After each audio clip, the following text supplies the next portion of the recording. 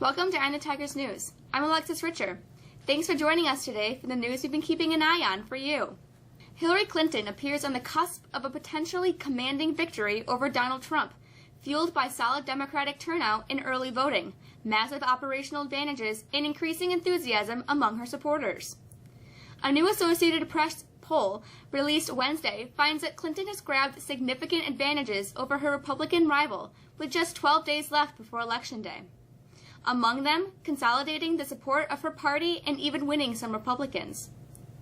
Overall, the polls show Clinton leading Trump nationally by a staggering 14 percentage points among likely voters, 51 to 37. That margin is the largest national lead for Clinton among recent surveys.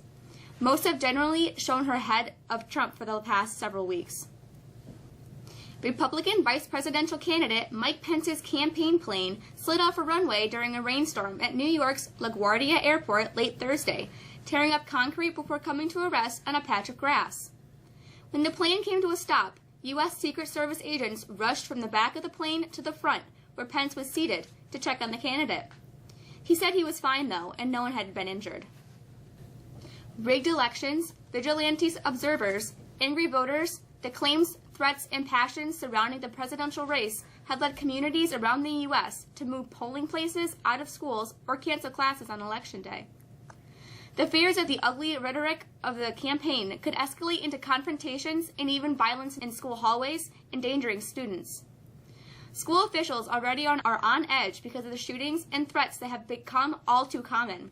They point to the recent firebombing of a Republican Party office in North Carolina County and a shooting up another with a BB gun as a type of trouble they fear on Election Day. Twitter, seemingly unable to find a buyer and losing money, is cutting about 9% of its employees worldwide.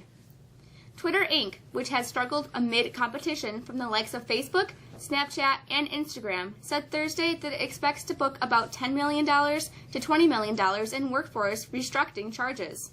Since the end of 2014, Twitter has picked up just 15 million monthly users to expand its audience to 313 million people through June.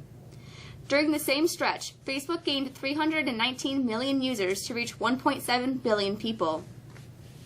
A North Carolina woman who bought a scratch-off ticket to show her husband that lottery tickets are a waste of money has won $1 million. Glenda Blackwell of Leicester said that her husband asked her to buy 2 Powerball tickets from a Quick Mart last Saturday, but she bought a $10 Carolina Million scratch-off ticket instead.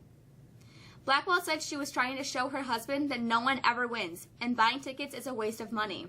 Now she's eating her words and enjoying every bite. Speaking of eating, deer hunting season is on the way, but fans of venison might not have to trek into the woods this year to get their fix. Arby's has announced that they will be offering venison sandwiches this fall in 6 states where deer hunting is popular. The Atlanta-based chain said the sandwich will include thick-cut venison steak and crispy onions on a roll. In a release announcing the sandwich, Arby's Chief Marketing Officer, Rob Lynch, acknowledges that the idea, quote, is probably the biggest stretch for us yet, end quote, but adds that the deer meat meal is incredibly delicious. Not the greatest weather to be out hunting. Cold and rainy weather is about to give way. Well, sort of. Here's Jared with the forecast.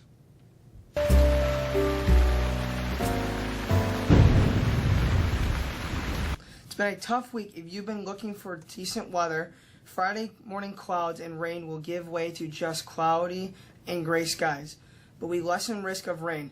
Now, as Mexico kicks off tonight around 8, we still run the risk of a spotty shower, but the real story will be the cold. Temps will dip into the 30s. Overnight, the winds shift and we'll begin to get a more southerly flow, which will lead to our temperatures to climb after midnight. In fact, tomorrow's highs will be in the 60s. We still have to deal with some light rain showers Saturday morning and spotty showers in the afternoon. The warmer area is only temporary, though, as we cool right down for Sunday. Highs only in the mid-40s with overcast skies. It's not until Monday when we can expect to see some sunshine, but temperatures remain cold.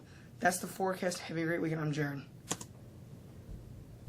Mexico football will look to get back to where it started the season when it hooks up with second seed Homer tonight. With the story, here's Josh.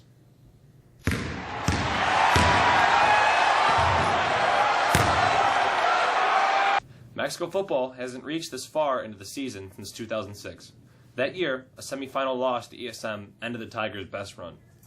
This year's team is heading into the semifinals on a 7-game win streak, and a win against second-seeded Homer would bring the Tigers back to where their season started, the Carrier Dome. Way back in early September, Mexico opened its season with a hard-fought loss to Cazenovia. Tonight's opponent, Homer, comes in at 7-1 also, with its only loss to Marcellus back in September. Mexico defeated Marcellus last week to earn the trip to the semis. Kickoff is slated for 8 o'clock, following the other semifinal, which features number 1 seed Cazenovia against 4 seed Chittenango. The World Series resumes tonight in fabled Wrigley Field, the first time a series game has been held there in 71 years, with the Indians and Cubs knotted up at 1-1. The Indians will throw Josh Tomlin against the Cubs' Kyle Hendricks. Game time is set for 8 o'clock. Miami Marlins pitcher Jose Fernandez and 2 of his friends who perished in a violent boat crash off of South Beach last month all had a strong odor of alcohol in them when their bodies were discovered by divers, according to a search warrant affidavit obtained by the Miami Herald. The toxicology tests for the young man are complete, but have not been released by state investigators, citing an exemption in the public record law for open criminal investigations, nor have the autopsies been released. Week 8 of the NFL found the Bills back at home against the Patriots. Now remembering, the Bills are the only team to beat the Patriots this year. The Jets travel to Cleveland to take on the winless Browns. The Giants are on a bye week. Possibly the marquee matchup of this week is Sunday night when the Eagles travel to Dallas. That's it for sports. Have a great weekend. I'm Josh Jordan. The calendar shows that the Halloween is just days away. Students may dress up on Monday, but according to the student handbook, appropriate dress is required. The JROTC drill team will be hosting a competition here on Saturday. Looking ahead to next week, Mexico Drama Club presents Break a Leg. Shows are at the middle school auditorium on Friday and Saturday nights, with the curtain going up at 7 o'clock. The Math Honor Society wants your help with the winter outerwear drive. They are looking for gently used winter outerwear, hats, and gloves of all sizes. Please bring clothing to Mrs. Battles, room 222, before Tuesday, November 22nd. Jostin's yearbooks are now on sale. The pre-sale of $45 runs now until late in November. That's it for this week. We appreciate you joining us. On behalf of the staff, I want to wish everyone a great weekend. I'm Alexis Richer.